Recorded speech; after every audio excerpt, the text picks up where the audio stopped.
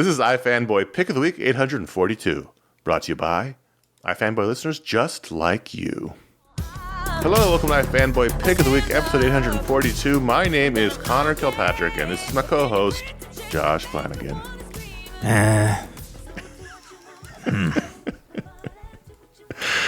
Hey, we like comics. Everybody read a bunch of comics. One of us picks the best, we like the best, and we call it the Pick of the Week.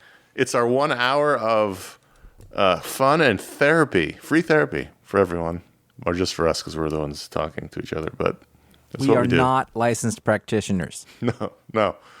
We'll talk about the books we read. We talk about the Pick of the Week. We talk about the Patron Pick, some listener mail if we have time. Spoiler warning. Here's your spoiler warning. This is a review show. There'll be spoilers this week. Josh, you had the pick. I did. Pick of the Week is Parker Girls number 1 by Terry Moore. I did not expect to make this the pick. It was actually, you had mentioned early in the week, you like new Terry Moore book, and I was like, and I always feel like, by the way, that people listening to this are like, why do you keep talking about this stuff? And, you know, because I like it. Because we like it. So that's Terry Moore? why. Yeah, like I feel like we talked about every issue of 5 years, basically, and I just feel like the potential audience for that among the people listening is low. You have to admire him. Oh. He's like the last holdout on the wall who is completely doing this on his own. Abstract Studios is him and his wife. There's no one else on this book.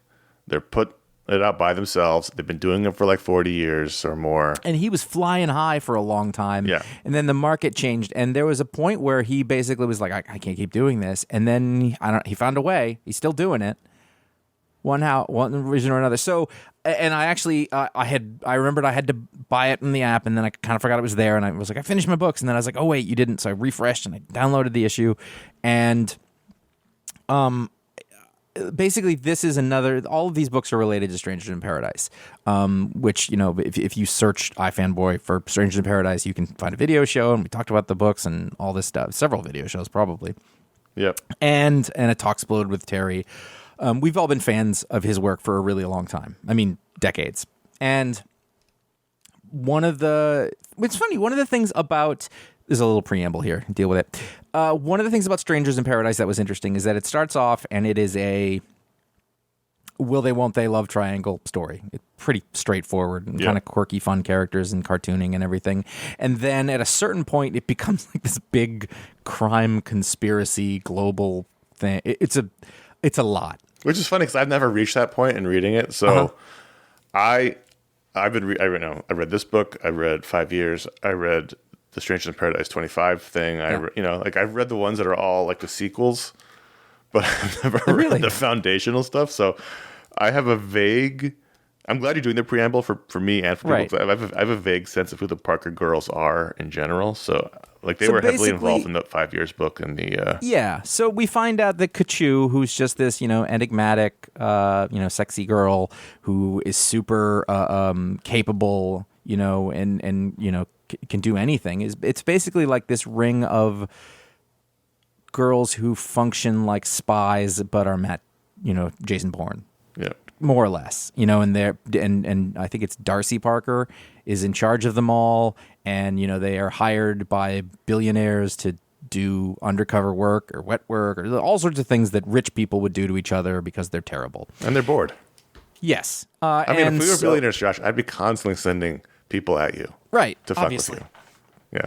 And you know, it's not my favorite part of Strangers in Paradise, but I've always thought that the Parker Girls as a concept was really interesting, and that their relationships, the way that we had Kachu and Tambi have shown up over there, you know, it's just one of those things that's always been interesting. And so this is sort of a story of that. I haven't quite figured out where it is in the timeline. Well, it's a very like cold open situation. I mean, yes, it is.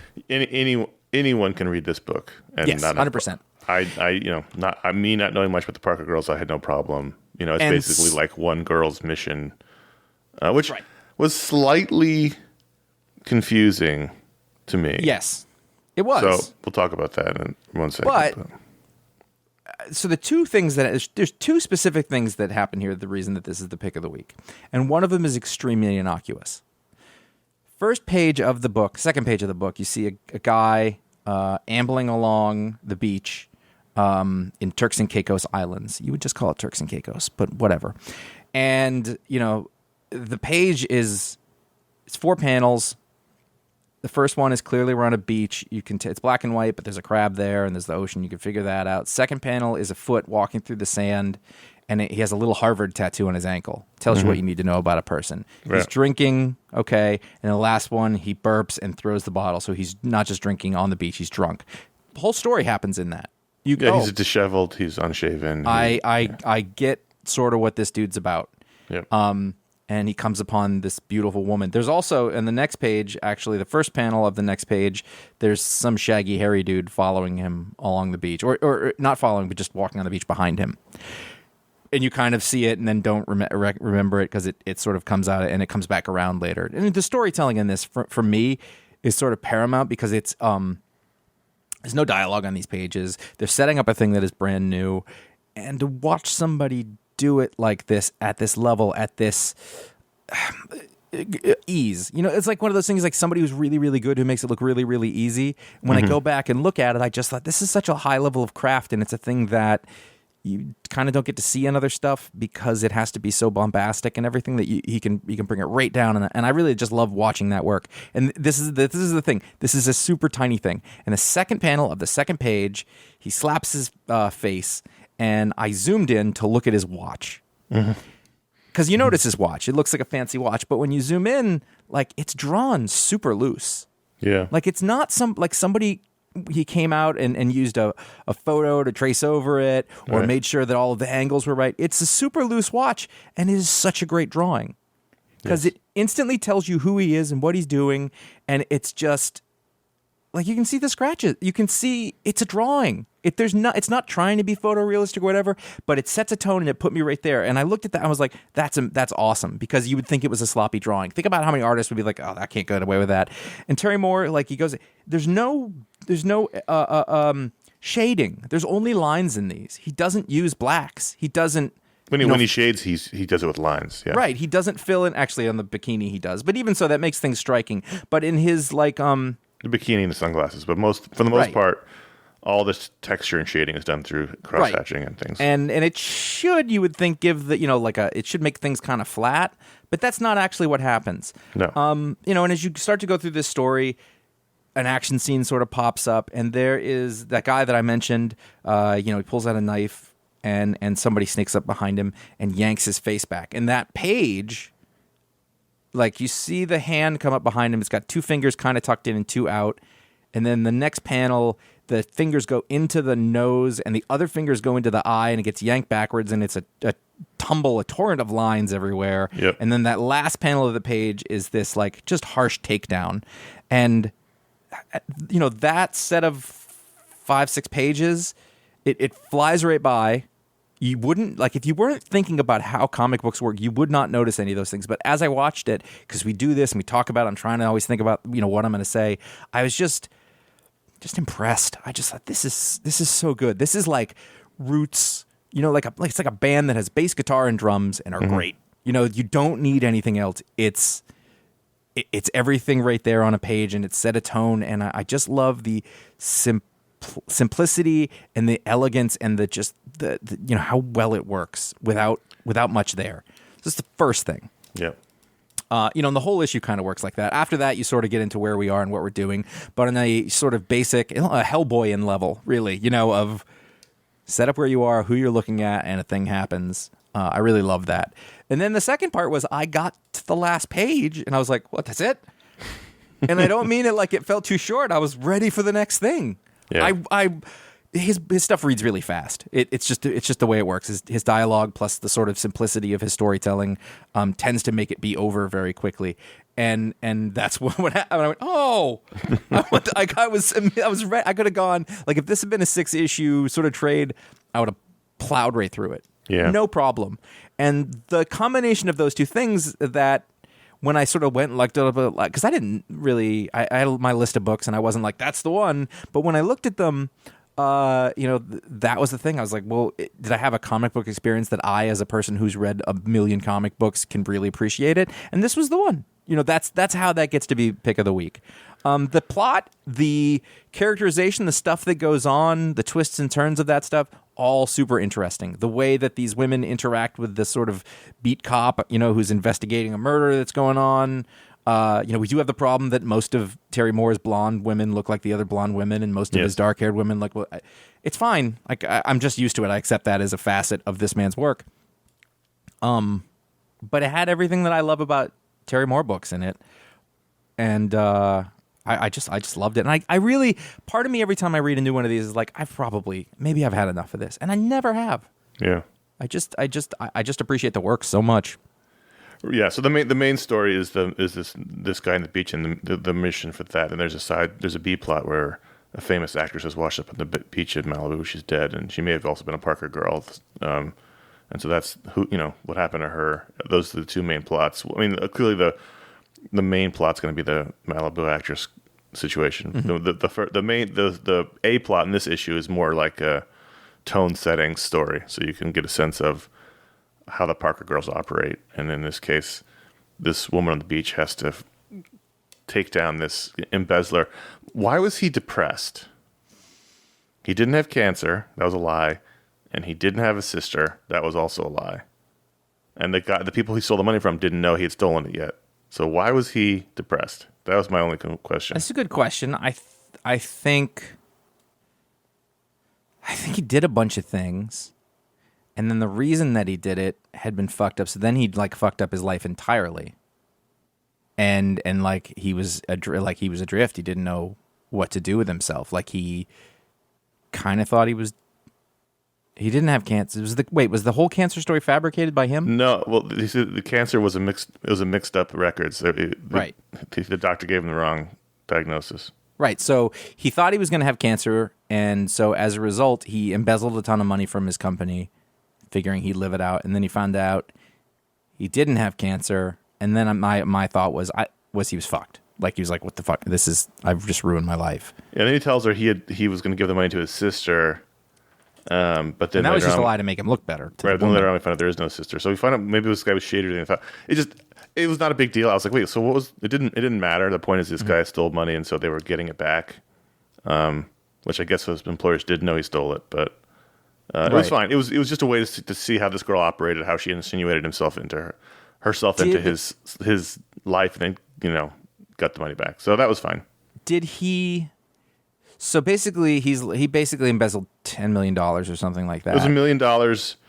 She turned it into $2 million, and then she was going to help him make him. It was 10. Crypto. She was a crypto and she person. said, "Oh, you can double that in crypto in no time." And then he was like, I don't know about that. And she was just, let me do it for $1 million. So she does it for $1 million, turns it into $2 million. Yeah. What I want to know, was that real? Because he goes, cool. And then they keep going, and it looks like, oh, she's making all his money back. Was that just BS? I don't know. And then there was a really interesting bit is that she sleeps with him. And it was sort of, at first, like it was kind of flirty, sexual or whatever. And then at the end, somebody's like, you didn't have to sleep with him. She goes, I know. And I was like, well, that's interesting. Yeah. What's that about?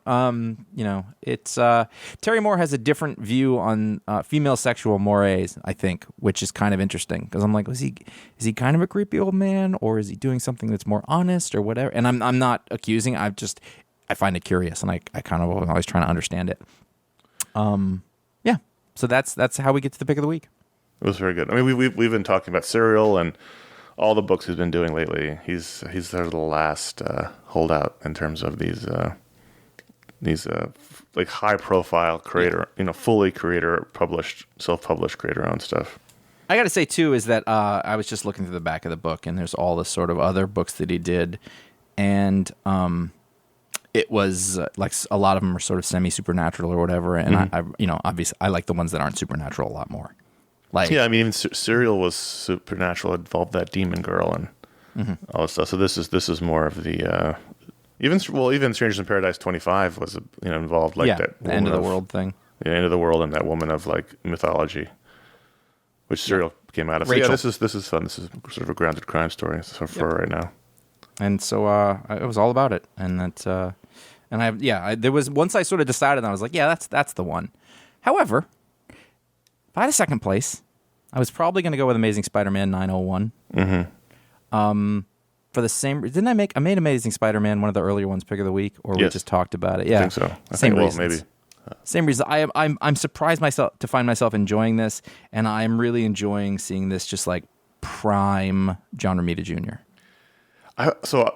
Not this week, but right before this week, I caught up. I've been slowly clawing my way back. I think I've got 5 more books to read from my time off. And one of the books I read was Amazing Spider-Man 900, which I loved.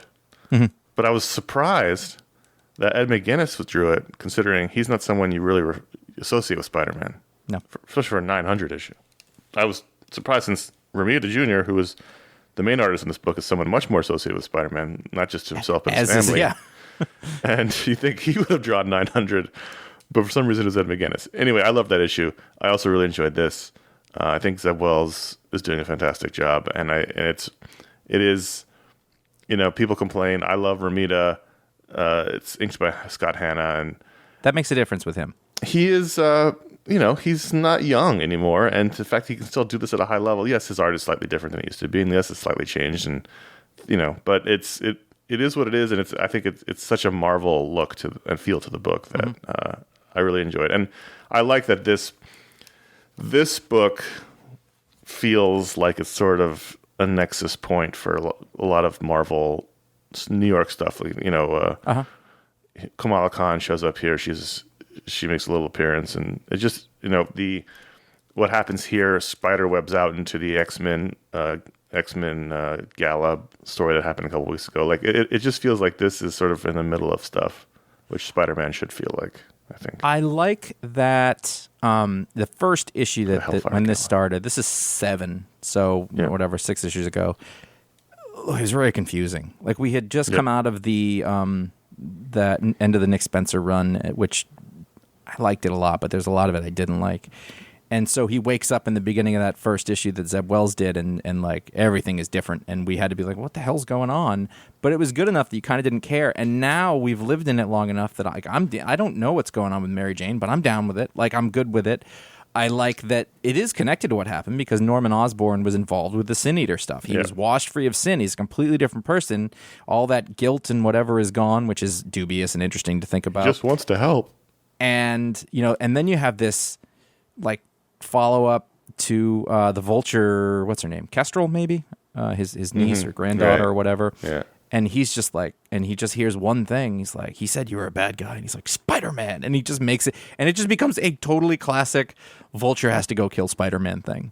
Right. And it was just like this little, touch of gosh that I really appreciated. And the interpersonal conflict that's going on between Norman Osborn and Peter Parker. And the whole time you're like, why are you just talking to him like this? That's the Green Goblin. And then it comes out at the end. And you're like, yeah, that's how you're supposed to respond to this man.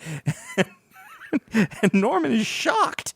Mm-hmm. Like if you look at his face after Peter gets mad at him, he's like, "What? I didn't know." And it's that great. They're not just supervillains; they're intertwined in their lives personally in a way that is super soap operatic. Yes, yes, and I was over the break. I was thinking, I was looking through some old comics, and I was like, why do we talked about this a little bit with a couple of episodes ago about how everything's written for the trade, so things read differently now.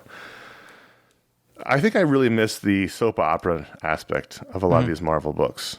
They used to be written like long, drawn-out soap operas. And I think Dan Slott does that really well in his books.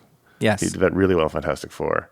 And I felt like when everything sort of resets every 6 issues or so, it can feel like you're not getting this tapestry of story that you used to get reading. And I think this feels more like that. Modern writers will start off with that, but then they always have to come in with the grand plan, right, with the big things. They have to sell a trade. Right. So, you had that start of Nick Spencer, Ryan Otley, and whoever the other villain was. It started off like that. It was roommates, Boomerang's there, he's crazy, and then the Sin Eater thing blows up, and it's this whole other thing that isn't what I showed up for. Yeah. And it's kind of what always happens, and I get it. I've been trying to think. This is a complete tangent. I do not want to stay at it, but I'm going to put an idea in your head, and we'll see if it comes back around again. Silver Age comic books were created by people who went to war. Mm-hmm. They went to World War II. They came back. They started stuff. That contributes. There's no way none of that contributed to what superheroes became in the 50s and 60s. Then a bunch of people go to Vietnam. They write the comics from the 70s and 80s. The people writing the comics now You knew any of those things. Pampered little fucks. I mean, that's us too. Just to be clear, I know. I'm just kidding. but I was trying to wonder like what it was. What's different? How does that affect what these comics are, and what like maybe there's a simplicity to them earlier that now people have to prove themselves in a different way. Whereas like Jack Kirby didn't need to prove himself. Like he did it in every way he could. He says, "I'm gonna draw some cool shit." I mean, he did have to prove himself, but professionally, it's a different thing. Like they're going for a different thing, and now there's all sorts of money involved where there wasn't before, and. I don't know. I mean, it's just so different. The business aspect of it is so different now than it was. I just put these things together, these trends, and I thought this must mean something, but I don't know what it is yet. That's all. So you're saying we need to take the Marvel stable of writers and ship them off to war? I'm saying, and Larry Hama would be behind it. He's like, do that. Here, take my gun. It's certainly a possibility. I think the business aspect is a bigger influence than no, that. absolutely. But anyway, I really like this issue. I still like this Color Me Bad boyfriend that Mary Jane's got. I like that Peter had a bit of a temper here. Mm-hmm. He's still on edge from whatever happened. Like this is, this whole thing, there was a time jump between volumes, so we don't know what happened. We don't know how he pissed off Mary Jane. We don't know why they broke up. That can't be her kid. No, it's not her kid. Right. It's got to be his kid, but unless it was like a 10-year jump, which it wouldn't have happened. But it isn't. We know it's not. Right. It's relatively short because other stuff. They tried to trick us to think it was a 10-year jump by introducing the kid, but it's clearly his kid. But that's soap opera too. I really look forward to this book the same way I did the original beginning of that Nick Spencer run until it got bogged down by that scarab dude and Sin Eater or whatever. Yeah.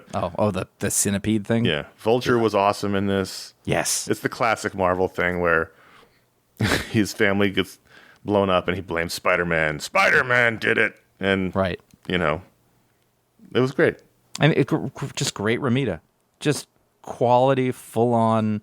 Like I don't know, some of these pages, the Vulture pages specifically stand out to me as just great comic book action pages, and a great cliffhanger where Vulture flies him as high as he can go, destroys his web shooters, and then drops him. Yep. And it's like, how is he going to get back? How's he going to survive this? And it says in 2 weeks, Spider-Man's funeral, so maybe he dies. Yeah, we'll find out in 2 weeks. That'd be a new thing. I think if there's anything I could do to improve this.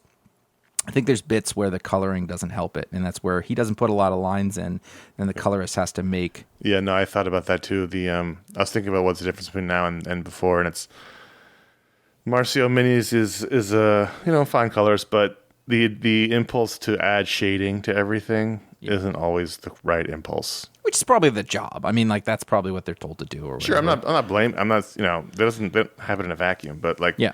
There's one point where he gives like Mary Jane really like heavily rouged cheeks, and I was like, "You're not." She doesn't look better because of doing this. Right. Like it just adding cheekbones colored cheekbones. It doesn't work all the time. So we're halfway through 8 billion Genies. This is issue 4. I still really look forward to this when it comes out because I just don't know what's going to happen, and it is. Kind of a really original concept. It is. Like there's nothing I compare it to. It's maybe in their heads there's some high concept pitch if it's this meets this, but it kind of every issue kind of goes in a different direction. This one we find out that a bunch of people have given themselves super hero powers and other people have given themselves super villain powers, and we learn more about the people in the bar who've been in there for months at this point. And then also finally, and I guess here's your spoiler, is that we learn out that like the bartender who made that wish at the beginning, like, is the head genie. Well, no, he was the last genie of the last age of man. So, genies came about because when the Earth becomes unsustainable with people, there's too many people. When it reaches 8 billion people, which is where we are now in the real world, the genies appear to basically cull the herd. And so the last time this happened, he was the last genie. He basically wished himself to survive that. So he was just around the last time there was man. The whole point is that we're in the second age of man. Basically, there was humans before they destroyed themselves. The genies called it, and then we started over. Right, and we're down to 1.1 billion now, which is much more sustainable. Sure, in terms of resources. Later. That last page, basically, or it's not the last page. You could.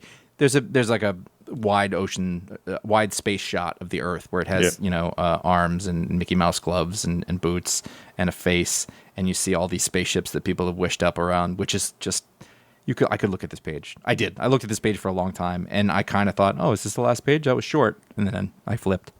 But there's the Enterprise. There's a Slave One up there, and I was like, oh yeah, you could. There's a JLA Watchtower. You could totally wish for a spaceship. This is my least favorite issue. I liked about all the issues. This is my least favorite so far, but it's very much a middle issue. I really like the Genies though, and I like the little storytelling in the Genies. Like at one point, I'm trying to find the page it happened at. They're in the bar.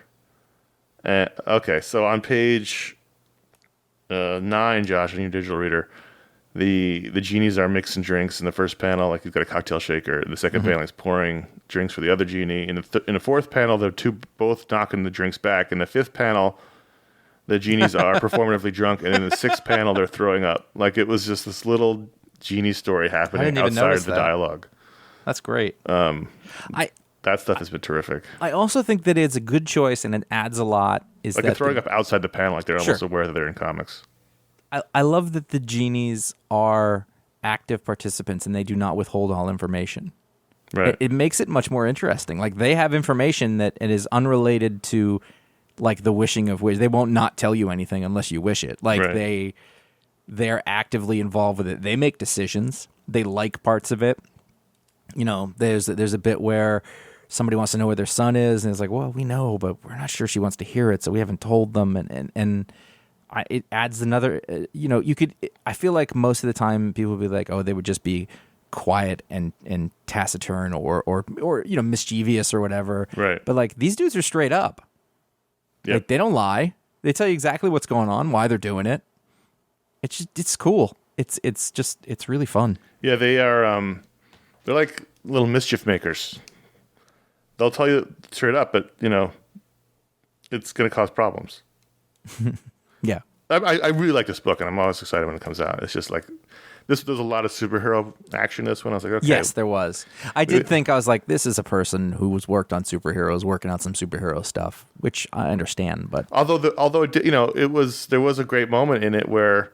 These guys. So one of the main characters was a kid who goes off to find a safe place to take his parents, and he wished himself to be like sort of the ultimate superhero. Mm-hmm.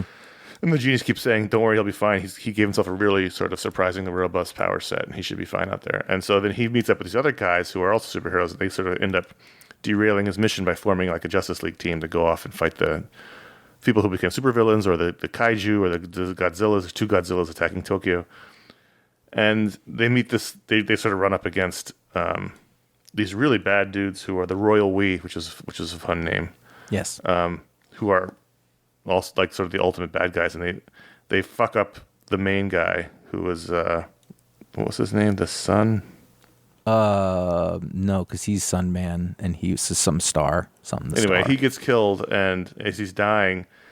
Our main character's like, I can't deal with this. I'm only 12, and the guy says, I'm only 11, and I was like, oh fuck! Like it was like, then you realize there's all these sort of kids out there pounding on each other. It was very, I thought it was nice very tag. good. Yeah, the id of an 11-year-old is not something you want to give unlimited power to. No, you would be in trouble if this situation happened in your house. But this is the point. Yeah. I mean, like this is how and they kind of talk. It's a little highfalutin. Like most of the people are awful.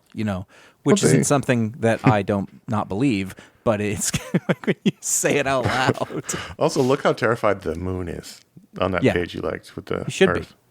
The moon is terrified of what's happening on Earth. Also, there's more Earths, by the way. There's 2 more Earths. See, that's not a bad idea. Hey, Is he I guess he's terrified. The eyes would be terrified. He's like, ah! Well, there's at least 3 nuclear explosions happening. There's a couple of giant volcanoes, and then the Europe and parts of somewhere just between. It looks like it's between Australia. The geography of this yes, it is. It is not to scale. It's not correct. But somebody took a bite out of the Earth, so that should be a problem as well. Anyway, I like this. Yep. And this is very good. Big, exciting release this week. DCeased: War of the Undead Gods, #1, the final chapter of the Undead, the DCeased saga, written by Tom Taylor, art by Trevor Hairsine, and this was fine. Like, I was very excited for it. I read it last, and it felt more like a prelude, and included a confusing opening, but it had the patented Tom Taylor great character moments, including the sort of devastating Alfred scene, and I'm excited for for this final chapter, even if I didn't really love this first issue. Yeah, for a minute I was like, well, is this a pick of the week? And I was like, it has cool things in it. Trevor Hairsine, it's always good to see come back. And I liked all of it, but there wasn't like a standout kind of thing. Are they saying that in this world, Supergirl was sent to New Genesis and never went to Earth? It seems that way, yes. And I thought that too. Oh, they're redoing this? I like as a concept, I thought it was good. We're like, why would the L's send you to that backwater? But she's landing place? Now, post zombie breakout, because all the new gods are zombified. That was the part I was confused. Like what? But take that away. Once you get past that cold open with her on New Genesis, and we're dealing with the fallout of the last mini in which they found the cure for the anti-life zombiness, and they've been curing people, and the big set piece here is to go to rescue Clark from the middle of the sun, and I guess in the middle of that rescue his arm gets ripped off, so his arm was cut off before, that's right, I forgot. Right. So he ends up with a cyborg arm, but he's cured, so now they got Superman back. But the big emotionally devastating part was Alfred, who he had previously shotgunned Bruce and Tim and Dick when they turned zombified. And unfortunately, that meant that they cannot be brought back. And so he's dealing with the fact that even though he didn't know there'd be a cure, he killed his sons. And that's what he says. And it was like, oof. To be fair, you got to put Bruce down. Like, you're not going to survive if you don't. That he would. If he hadn't done that, the zombies would have won. Yeah. Full stop. That's what they knew in DC versus Vampires. So this whole issue was basically like a cold open. We talked about the cold open effect, but this was like a little bit of Supergirl, a little bit of the heroes getting Superman back, and then Brainiac shows up. It's just we were not into the meat of this yet, but I'm very excited to get there because this was a good issue. It just wasn't. I was really excited for it, and just I have a quick question. Yeah, I wouldn't have made a pick either. I don't want this to be a whole thing, but related to the Superman, Tom Taylor Superman book here. Should we send Tom Taylor to war? Is that what you're going to say? No, I don't think so. I think he's fine. He lives in Australia. He's basically fighting giant spiders all the time.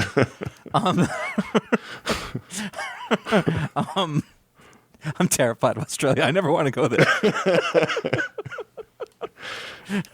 Look at that. No, I don't want to even look at it.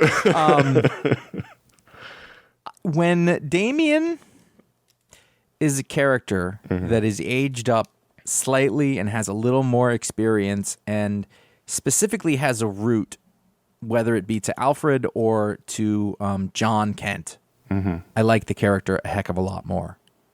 Yeah, he's fine here. I mean, I prefer it was Tim in the suit, sure, but right. But either way, this is a divergent time stream. Doesn't matter. It doesn't.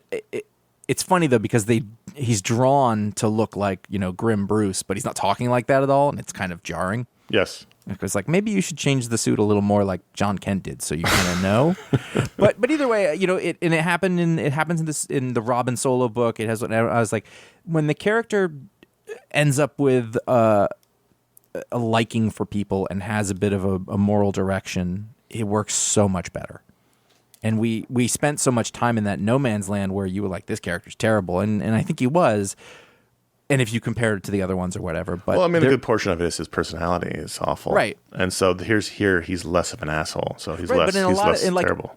In the Robin book, for example, the solo, it's more like this, and when he shows up in Superman: Son of Kal-El, he's more like that, and I like it. I have a hard time hating the character in those contexts. Send Damian to war. Well, I mean, given his family history, it's not like he had it easy. He's in war. He's in a war all the time. Let's take a quick break and talk about how you can support the show. We thank everyone who does that. You help keep the bills paid, keep the show going, help us pay for the time we spend and the comics and all that stuff, and we thank you for that. The main way is patreon.com/iFanboy. They help you support the show directly. They unlock a lot of shows for you to listen to, even if you're not a patron. They are part of a great community. There's a Facebook group. There's a Discord server. And they help meet stretch goals, which give us fun things to do. Our next stretch goal currently right now is to add TV coverage to our special edition stuff. So we cover the movies right now, but we don't really cover the TV shows. We'll start doing some of those. But as we said, we're going to change those. And I know we've been saying that for like 6 months, but we actually are going to do that. We just haven't had the moment to do it yet. But we are going to change the stretch goals to sort of search them up and get people more excited. So maybe make them, sign up for. You don't have to be a $10 a month patron. You don't have to be a $20 a month patron. You can be a $1 a month patron if you're a listener. That's fine. You still get to be part of the community. You still get to vote in the Patron Pick. But you still get to come to the Hangouts. Consider being a $100 a month patron. That doesn't mean you can't be a $1,000 a month patron. It doesn't mean you can't be a $1 million a month patron. We also accept those patrons. I got to tell you, that would solve a lot of problems. I mean, it just would. I mean, we'd probably add brought to you by and then your name to the show. Oh, yeah. No, it could be like... It's like naming rights. It's like Bill's stadium naming pick rights. of the week. And by the way, if it's cryptocurrency.com's iFanboy, I'm fine. So patreon.com. We really do appreciate all the patrons. We enjoy them. We enjoy the hangouts. As we're recording this, we have a hangout tonight. We're excited to do. So thanks to all the patrons at patreon.com/iFanboy. iFanboy.threadless.com. That's where our t-shirts are. I mean, there's more than just t-shirts, but mainly t-shirts.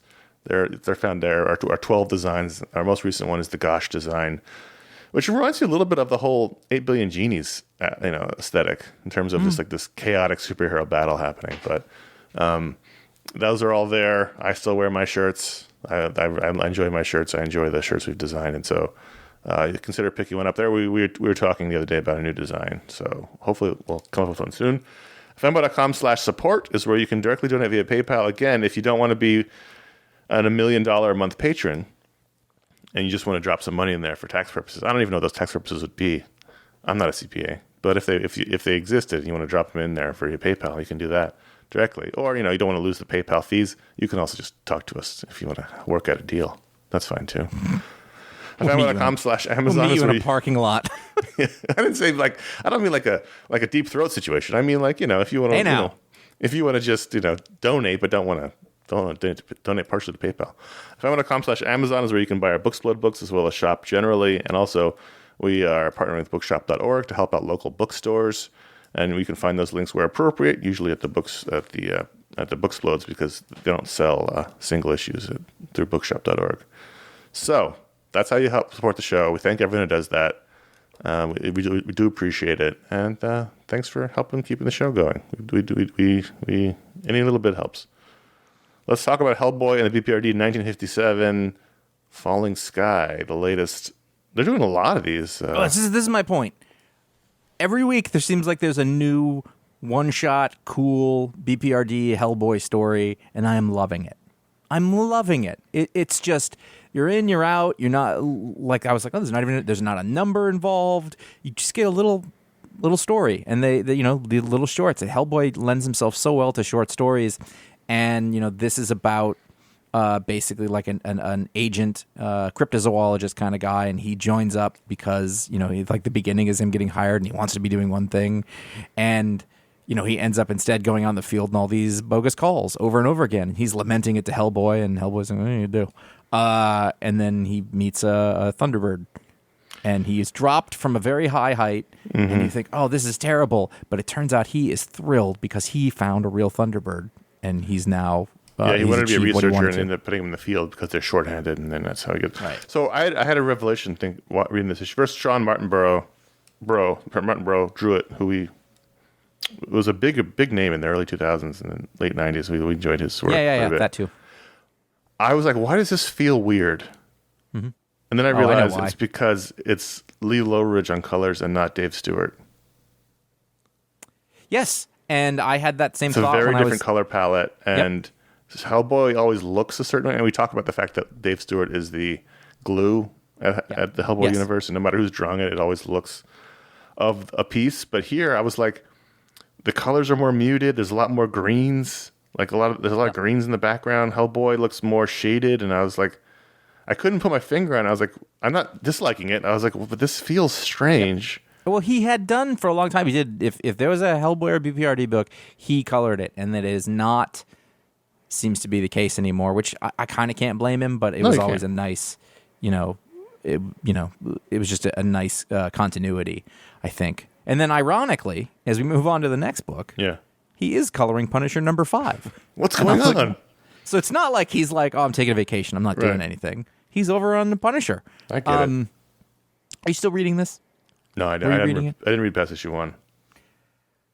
You've got the story where the Hand has resurrected his wife, and that all kind of falls apart, and he's like, what am I doing here? This is terrible. And the wife is going through some shit, and he tries to rescue her, but of course when he takes her away, she goes to die. But the part of this that was really the highlight, the part that I really liked, was we got Frank Castle as a kid flashback, as drawn by Paul Azaceta, and a retelling of it's not really his origin, it's more of his past and like what he was like as a kid and what he went through, and then meeting the girl who would become his wife, and he saved some nerd, and that nerd well, it's true. He saved some nerd, and that nerd became like his only friend, and the nerd helped him get the girl in a way that he doesn't really know about, and that sort of comes back later.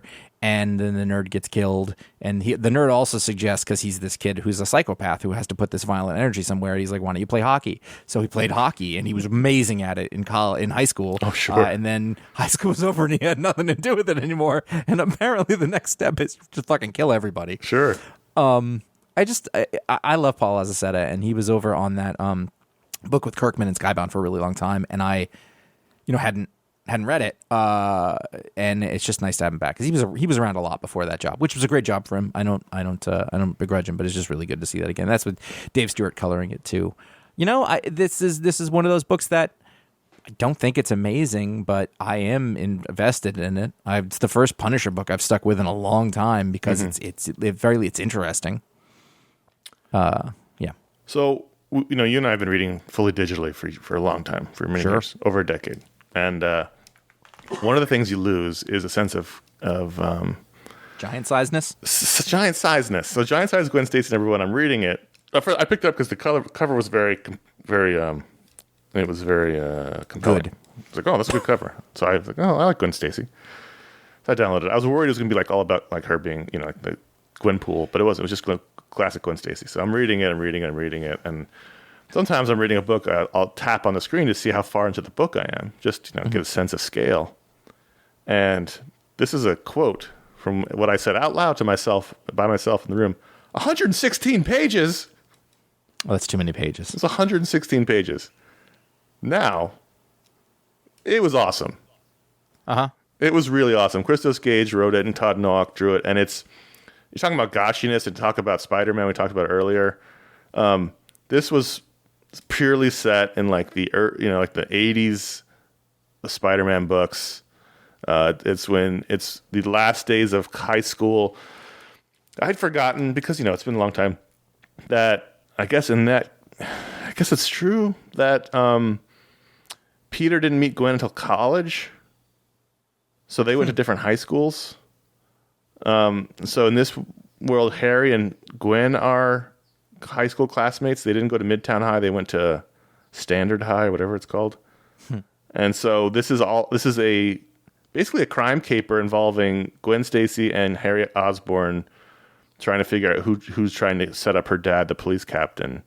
And it involves the Green Goblin, and it involves Kingpin, and Peter shows up a couple times in the background, and then at the very end. But for the most part, it's just Gwen Stacy. The X-Men make a cameo, which was fun, but it was this really long, fun, deep, Spider-Man crime story involving, Gwen Stacy as the protagonist. And it was really fun.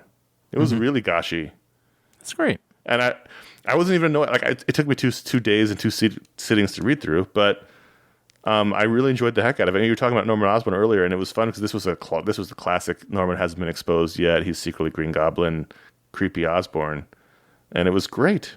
And Todd Nowak is, he's got that fun cartoony vibe that, he was a big deal in the late 90s, early 2000s. He drew Young Justice and books like that. And they had these great Adam Hughes interstitial chapter breaks. And I don't know why they did this, but it was awesome.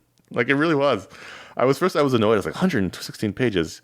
You've got to be kidding me. But at that point, I was like really invested in the story. And then by the end of it, I was like, that was really awesome. It was a great Green Goblin, great Gwen Stacy. And I really liked it. It was fun. If you're a Marvel fan, this is totally up your alley. Cool. Yeah. Hey, those are the books we wanted to talk about, but patreon.com/iFanboy, you can vote to add a book to the rundown. And this week, the voters picked Predator #1 from Marvel Comics, Ed Brisson, Kev Walker on art. They also almost picked Love Everlasting. Love Everlasting #1, which came out this week. It was released through Image Comics after being on Substack, which we already reviewed. It's true. Episode 815. We talked about Love Everlasting. It was the second book in the rundown. We talked about it for like 5-6 minutes. So, Josh and I were talking, and if it had won, we were just going to copy and paste that and drop up that conversation into the show again. Time saver. Anyway, Predator #1 ended up winning, so it was all moot in the end. Josh, I'm curious, what is your Predator fandom? It's not significant. It's a thing I was aware of when we were kids. It was one of those things, but I think I saw the first one, and it's fine. It's not my thing. I get it. Like, we've seen all the costumes at the Comic Cons, and that's the thing. Like, some people are into this thing. Like, if I had to choose, I'm an Alien kid, not a Predator kid. Sure. And that was even later because I wasn't really into this kind of stuff when it was contemporary. So there's a on the title page there's a little in 1987, 1992. I like that. So that was all the Predator movies. The first, second, third, fourth, and then there was like 3 Alien versus Predator movies. Mm-hmm. I never saw past the second one. The second one was the Danny Glover one. I think I saw that one time. The only thing I remember about it was he goes in the ship, and in the background was the Xenomorph head. That's all I remember from that movie. The first one, though, was very important to my childhood. Like, that was really? A VHS we owned. Like, me and my friends watched it all the time. I don't think you remember, but we used to do bits on this movie in college at your house.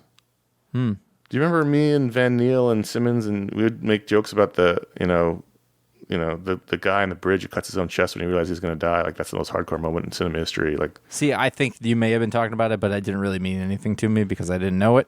Well, we used to do funny bits on Predator, but I'm sure that's as far as I go. I never went like I liked that movie. Okay, I love that first movie. It's incredibly over the top and fun. Arnold Schwarzenegger and Jesse Ventura and Bill Duke, and it's like a classic of '80s action movie cinema.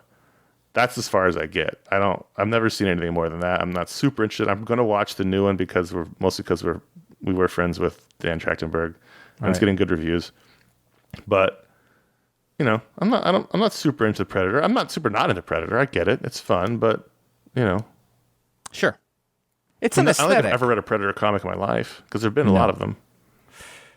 So the only reason that I had noticed this, and I would have read this anyway, is because it's Kev Walker, and I can't get enough Kev Walker art in my life. Mm-hmm. That would have been the only thing. Yeah. So what we have here is a take on Predator that gets us off Earth. And it's basically the story of a young girl whose family was killed by predators, or a predator, and she's devoted her life to hunting that one down. In the meantime, she kills a bunch of the other ones that she comes across. All right. I think that was a good move because it gets us away from, you can just sort of tell this other story, and basically it's them, a space hunter story. Yes. And the Predator happens to be the thing in it. Maybe we learn a little about Predators. Maybe they stick something in there that's interesting.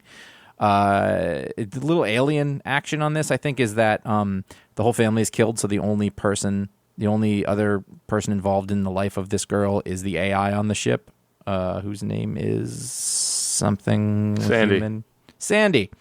And the drama at the end is the ship's broken. They have to go somewhere. We learn about a whole backstory, why they can't go to the place, and then they crash land.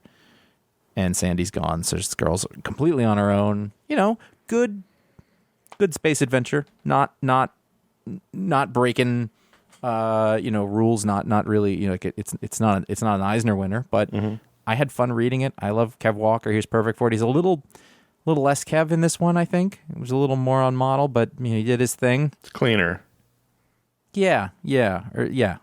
I had fun reading it. I enjoyed it. It's a big old sci-fi story that is also drilled down to this very personal story. And what I mean by big old sci-fi is that she's on these alien planets. There's the aliens, not just the predators. There's at one point all these she has a run with all these purple aliens. Like, so it's a sci-fi and she story. Can't communicate to them that she's not an enemy, and they think that she's evil. And it's kind of interesting. She's dressed like a predator, and she has the predator head on her mask. She wears a predator mask when she's hunting the predator, so they think she's a predator, so they attack her. It's a little feels like a bunch of alien stories that we've read. The xenomorph stories, as they try to do other stuff. It doesn't feel unrelated to The Expanse, as we go to these different worlds and fly around. Space adventure. I had a lot of fun reading it. She's very on model for all of these sci-fi female characters. She's wearing a black tank top with like the cargo pants, the short and a hair. shaved head. But I had fun, and I'll read the second issue. She's Vasquez. I'll read the next issue. Yeah. I want to know what happens next. So, if you're a Predator fan, I can't imagine you not liking it. The thing again, I'm not sure what Predator fans like. So maybe not a lot of Predator in here. Like, I don't know. Like, maybe there's a Predator canon, and they're I feel like you this shouldn't is have a all lot wrong. of Predator. I mean, the first movie, the Predator doesn't show up for such a long time. Right. You're looking through his eyes most of the time with that weird infrared. Get to the chopper. So, I'm going to rate this book a 3.75 out of 5. And I was going to go 3.5. I'd have no problem with 3.75. And I'm going to stick with it. Yes, I'm going to read it too. At least for now. I don't want to read this for like 12 issues, but there's no subtext to this. Right. There's not like a greater thing going on. It's just pure survival. Yep. Which is fine. Yeah, totally fine. Which is what it should be. I mean, if you're going for, like, I'm going to say 3.5. Really fun. I'll read it again. Looks great. There's not. It is what it is, and it's exactly what it should be. That's what those movies are really good at. Alien, Predator was like exploiting your anxiety about forces beyond your control. Like, you can't reason with this thing. It's the whole. What movie was that? Oh, Terminator, Predator, aliens. It's all the same. It's this super powerful, violent force that's coming for you, and you can't reason with it, and you can't stop it. It's not evil. It's not good. It just is. It's like a bear. It's like you open the door and there's a bear. What are you gonna do? You can't reason with that bear. No, you can't go get it a steak. It's not going to wait that long. Hold on, buddy. Let me go to Trader Joe's. Patreon.com/iFanboy. That's where you can go to that. Book to the rundown. Thanks to all the patrons who vote. We did appreciate it. Even the ones who voted for Love of Everlasting. We do appreciate all the votes. Let's do this week's patron power. Josh, you're up. Patron who gets bestowed this week is Daniel Udwary, something to that extent. And what he can do is he can just on a flick of his wrist, he can cast fools into the sea. Yeah. If somebody's being a fool, he waves his hand and they are cast quickly and thoroughly into the sea. How far to the sea? However far it takes to get to the sea. So and I would go so far as to say it doesn't necessarily injure the fools who are being cast. That's what I was going to say. Is he killing these fools? No, but they're going to end up in the sea quickly and violently, and I don't mean violently in the sense that they will be, bodily injured, but there's a violence to the movement. It's fast. It's not comfortable. Right, so they are feeling the effect of having been tossed into the sea, but they're not going to be killed by it. No, they will end up in the sea. Now, if they can't swim, that's a whole other issue. That's the thing. But what if they get tossed next to like a pool of great white sharks who are feeding on like a carcass of a whale? That's not something that Daniel can control. Just bad luck for that fool. You should. I mean, this is a good reason to try not to be some fool. And the thing is, it really depends on the kind of day that Daniel's having. I understand. If it's not going well, like the patience level is very high. He could fling like a relative into the sea if it was bad. Like he wants to avoid Thanksgiving, I think. Sure. Because remember that time you threw Uncle Frank into the sea? He's like, I know, but he just kept talking about politics. Wait, so is it involuntary? The fools just fly away, or does he actually have to do it? No, he has to make the decision, but he's human. You don't. There's. I wouldn't want to be around. If I had this power, I wouldn't want to be around me from 8 a.m. to 11 a.m. because I'm not. I don't have. Just be quiet, please. I was gonna say age 16 and 26. If I'm driving and somebody, I have a lot of side streets around here and people drive way too fast on them. I'll have my kids going somewhere. It's a 30-mile-an-hour road and you're up my ass because I'm not going 45. You and your vehicle will be flung into the sea. Oh, the vehicle too. Well, I mean, otherwise you're tearing through the metal. I don't know. It's Well, it's magic. That's how magic. I pictured it. I see. Cast fools into the sea. Patreon.com/iFanboy. Daniel gave it the $5 or higher level, and that's how you get a superpower live in the show. Thanks for being a patron. Josh, what do you want to do? Let's go with Greg from Philly's question, which says, let's say that we live in a world with both the Justice League and Avengers. Let's say both the Justice League and the Avengers are throwing a pool party. Let's say these pool parties are on the same day, August 13th. Let's say iFanboy is invited to both pool parties. Which pool party you're going to and why? As a side note, what are you each bringing to the party? Ooh, interesting. I'm going to go ahead and say it right now. You're not I going don't to like I don't like party. pool parties, and Yeah. I don't really like pools. I don't really like parties. But I'm going to go to the Avengers one because they're sexier. Because if you're going to be at a pool party, it might as well be sexy. I was just thinking, I don't even know the current team lineups. Oh, I'm just using all dead. Are we talking, who are we talking about? What team are we I'm talking about? let's take the platonic ideal of that team. Whatever that is for you. But I'm saying, if you went the current lineup of Avengers, because we had Avengers come out this week, so I'm looking at the title page. You'd get to hang out with Namor. I mean, say what you will, he's sexy, and he would be interesting at a pool party because he would probably hate the water. Because he's it's all full of chemicals. He's not getting anything out of that, and he would probably bitch the whole time, and that'd be entertaining, I think. Sure. So that you want a party that has conflict. Well, yeah, I mean it's fun. I just figured there's a chance Tiger might show up. Let's clog the filter with all of her hair. Whatever. The Avengers are clearly more fun. 100%. I love the Justice League, obviously, but Batman's not a lot of fun at a pool party. None. And he's just hot out there. Right. Black cape. Aquaman's right. He's wearing trunks and the cowl. And so, on the one hand, doesn't have to worry about skin cancer because he's got all that shade good. You know who's not fun? Neither Superman nor Captain America are fun at parties. If you've got a party that has Tony Stark there, I mean, it's in terms of what you can expect. A lot more semi-villains have been on the Avengers than the Justice League. Well, between Namor, Tony Stark, and Thor, you got yourself a party. I mean, those are fun dudes. Yeah. But not so much the Justice League. The Justice League is, Barry's kind of a dork. Superman's kind of a dork. And, nothing wrong with that. They're just not, Yeah. And, Batman's going to be glowering in his cowl and sweating and refusing to take it off. And everyone's like, Batman, aren't you hot? He's like, shut up. Somebody's going to light a tiki torch and Martian Manhunter's going to be like, what the fuck are you doing? It's just not as much fun. Maybe if you're talking about the satellite era Justice League, that's a whole other ball game. Then you're talking about a lot of different people. There could be fights. Then you got Elongated Man, you got Zatanna. Then that's a whole other situation. But again, Zatanna, I feel like she's not a pool party girl. She's a golf girl. I think she is. Okay. She's always wearing a bathing suit. I mean, she's already halfway there. But I mean, I hate to be it's still Avengers though. But Avengers is still more fun. It's definitely Avengers. Yeah. What are you bringing? It depends on how far I have to travel. I mean, I'll definitely bring some bottles of rum, maybe some chips and guacamole. But if I don't have to go far, I can make some Mai Tais and bring those batched. See, I am so non-partying that the part where it's you have to bring something. I went, oh, I guess you are supposed to bring stuff to parties, and I didn't even think of that. Didn't even occur to me. Recently, I discovered these, freeze pops. You put them in the freezer and eat them.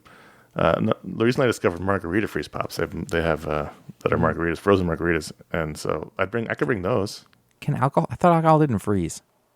Well, it doesn't freeze solid. It freezes, crunchy. Slushy? Yeah, slushy. Fair enough. They're pretty strong. They're not on their own, but all the alcohol seems to always be concentrated in one end of the pop. So depending on which end you bite. Here's what I'm going to say. One way or another, I don't know what form they're going to be in. Probably bring wings. And that'd be appreciated. People always appreciate you bring wings. Yeah. Yeah. I think I'd go with the wings. But I think the clear answer, as much as we love Justice League, it's the Avengers. The Avengers are going to have a good time. Mm-hmm. I think that's clear. Thanks for writing in, Greg from Philly. Contact@ifanboy.com is where he wrote it. And you can also write in there for our Media Explode show if you have a question about media, non-comics media. We like doing those on the Media Explode shows. Let's wrap up by talking about what we've got going on, what's happening in July, what's happening in August. So we had our Thor Love and Thunder review that came out in July.